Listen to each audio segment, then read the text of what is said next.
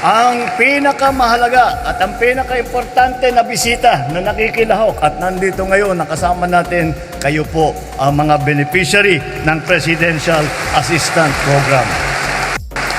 Ang aking mga kasamahan sa pamahalaan, ating mga kaibigan, magandang hapon po sa inyong lahat.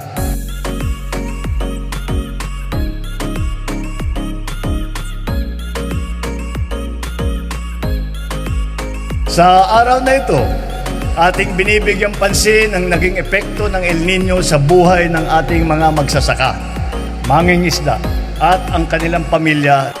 Kayo rin ang bumubuhay sa inyong mga pamayanan dahil sa mga pagkaing inyong hinahain sa hapag ng bawat tahanan. Kaya naman, minabuti naming pumarito ngayon upang ipaalam sa inyo na hindi namin kayo pababayaan.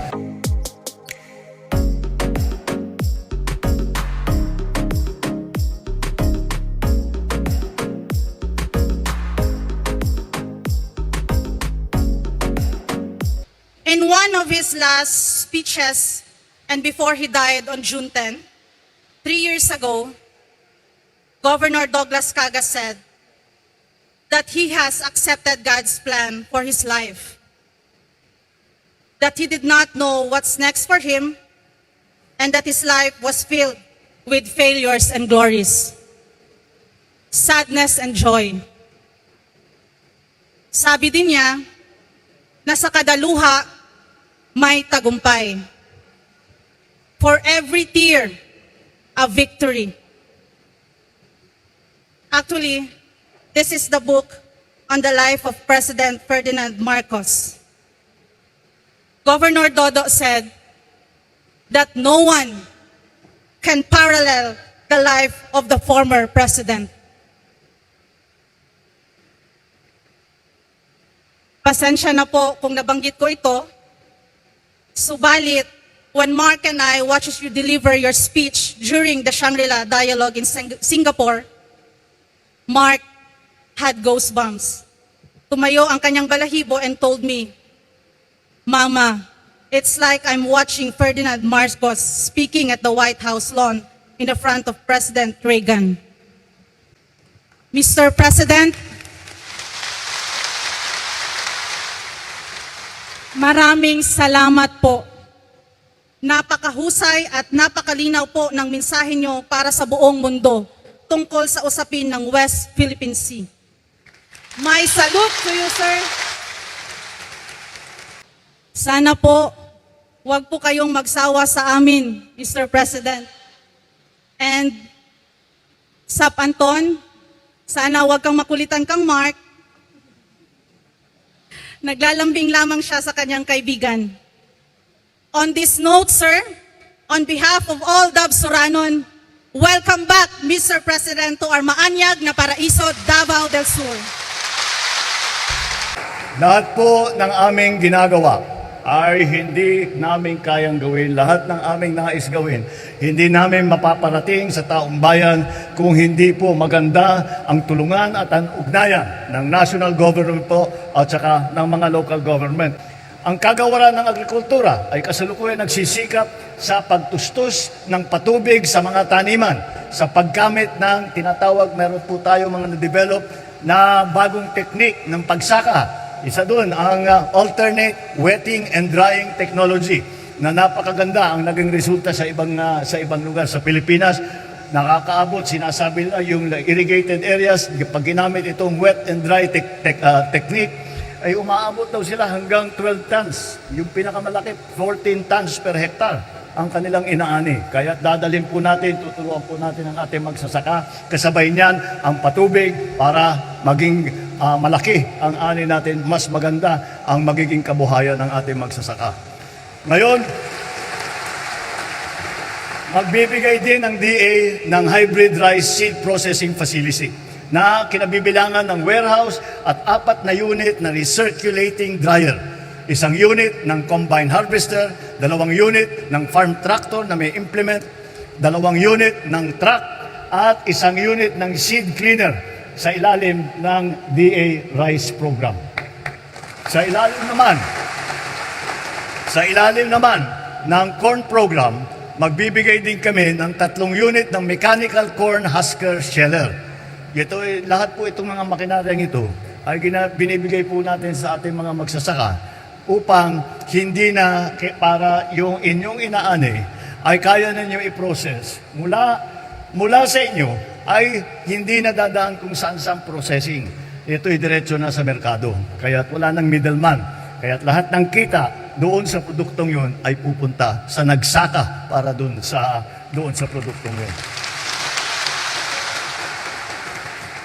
Ikinalulugod ko rin ibalita na ang Philippine Coconut Authority ay mamamahagi ng mga coconut seedling at pataba sa lupa na nagkakahalagang higit sa 3 milyong piso sa ilalim ng tinatawag na Coconut Hybridization Project.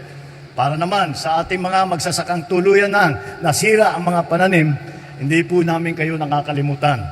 Bilang bahagi ng ating programa sa pagtulong, ang TESDA naman ay namamahagi ng mga toolkit para sa pag-aalaga ng organic hogs and small ruminants sa ilalim ng Special Training for Employment Program.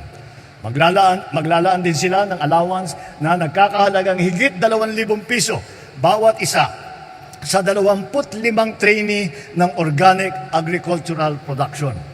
Hindi po nagtatapos dito ang ating tulong. Alam po namin na hindi madaling bumangon mula sa epekto ng tagtuyot kung walang puhunan. Kaya po, may inihanda rin kami maliit na tulong para sa ating mga magsasaka, mangingisda, at ilang piling pamilya na tinamaan talaga ng epekto ng El Nino.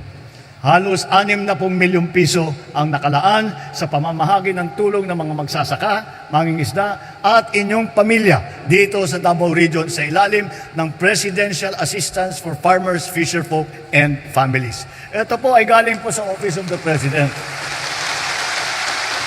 Dahil po, bukod sa programa ng DA, bukod sa programa ng TESDA, ng DTI, at ng DSWD, ay sabi namin, talagang kahit na lahat ng programa ay nabubuo at maganda ang takbo, hanapan pa natin ng kaunti pang tulong. Paano pa natin dagdagan ang ating tulong. Kaya ang ginawa ko po ay tinignan ko. Sabi ko, Office of the President, meron naman tayong konting budget dyan na pwedeng gamitin. Kaya yan na muna ang gagamitin namin para madagdagan naman ang dalang tulong namin para sa mga mangingisda at sa mga magsasaka. Kasabay pa rito, ang DSWD ay magbibigay ng 10,000 bawat isa sa 10,000 piling benepisyaryo sa probinsya. Ang DOLE naman ay magkakaloob ng higit 2 milyong piso na halaga na tulong sa halos 300 benepisyaryo ng DOLE Integrated Livelihood Program at karagdagang halos 3 milyong piso sa lagpas 600 benepisyaryo ng TUPAD Program. Samantala, ang DTI ay magbibigay ng gabay at puhunan upang magkaroon kayo ng pagkakakitaan habang hinihintay ninyo ang susunod na panahon ng pagtatanim. Kasama po rin natin ang tanggapan ng ating House Speaker Martin Romualdez upang magkaloob ng 5 kilong bigas sa bawat na dumalo. Buo. At sa lahat po na ito, ay buo ang aking pag-asa na sama-sama natin pagkilos ay malalampasan po natin ang kahit anong pagsubok. Alam ko po na ang prioridad ng pamahalaang panlalawigan ng Davao del Sur ang patatagin ang mga sektor ng infrastruktura, kalusugan, kabuhayan, turismo at agrikultura. Nananalig ako na masasakatuparan natin ang mga ito sapagkat nariyan ang mga ahensyang kabalikat natin sa muling pag-ahon.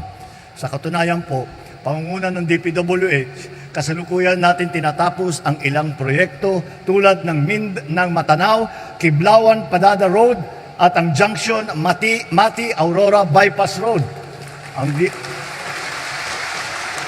Ang DOTR naman po ay kasama din sa pagbabalangkas ng mga pasilidad tulad ng Tubalan at Poblasyon Ports sa Malita, Balot Island Port at Mabila Port sa Sarangani at Balangunan Port sa Jose Abad Santos. Alam niyo po kung bakit napakahalaga itong mga puertong ito. Dahil kung minsan nauubos ang kita ng ating mga magsasaka sa kakabayad ng transport cost dahil mahal ang transport cost. At kung saan pa isasakay sa truck, tapos isasakay sa barko, bago isasakay uli sa truck, bago makarating sa merkado. Bago pa nakarating sa merkado, naubos na yung kinita ng ating mga magsasaka. Kaya dinalagyan, sabi natin, ay tulungan natin, lagyan natin ng mga puerto. Actually, tawag dito, halos ang agricultural port talaga ito mga ito para sa agricultural product. Siyempre, gagamitin din ito pang ferry para sa mga pagbiyahe ng ating mga kababayan. Ngunit, ang talagang sadya ng mga puertong yan ay para mula dito, mula sa probinsya ninyo. At pagka na-process na ninyo ang inyong inani, ay isasakay nyo kagad sa barko. Yung barko, diretso na yun kung saan pupunta. Hindi na kung saan padadalhin, hindi na isasakay sa truck. Kung sa Maynila dadalhin, tuloy-tuloy sa Maynila. Sa bababa kagad sa Maynila, yun lang ay ang babayaran ng ating mga magsasaka. At yung processing po, wala na pong middleman. Kayo po, ang mga magsasaka po, lahat po ng kikitain sa bawat hakbang, hanggang umabot sa merkado, ay imbis na pumunta sa middleman, ay mapupunta na sa ating mga magsasaka. Dagdag po natin, dagdag po rin natin ang Mindanao, napakalaking proyekto ng Mindanao Railway Project Phase 1 na magsisimula dito sa Digos, papuntang Davao hanggang Tagum, na kasalukuyan nating hinahanapan ng karagdagang pondo. Layunin nitong mapabilis hindi lamang ang daloy ng transportasyon, kundi pati na ang pag-usad ng kaunlaran sa inyong lugar. Asahan po ninyo, tututukan po natin upang makapagbigay ng bagong pag-asa sa inyo at sa mga susunod pang henerasyon. Mahalaga ang pagkakaisa ng bawat Pilipino para sa mas mabilis at epektibong tugon sa El Nino at upang mapaghandaan ang nakakaambang panahon ng La Nina. Sa ating sama-sama na pagkilos, nakakatiyak ako na makakamit natin ang isang masaganang bukas at ang bagong Pilipinas na matagal na nating pinapangarap. Mabuhay ang ating mga magsasaka at mangingisda. Mabuhay ang bagong Pilipinas. Maraming salamat po at magandang hapon po sa inyo lahat.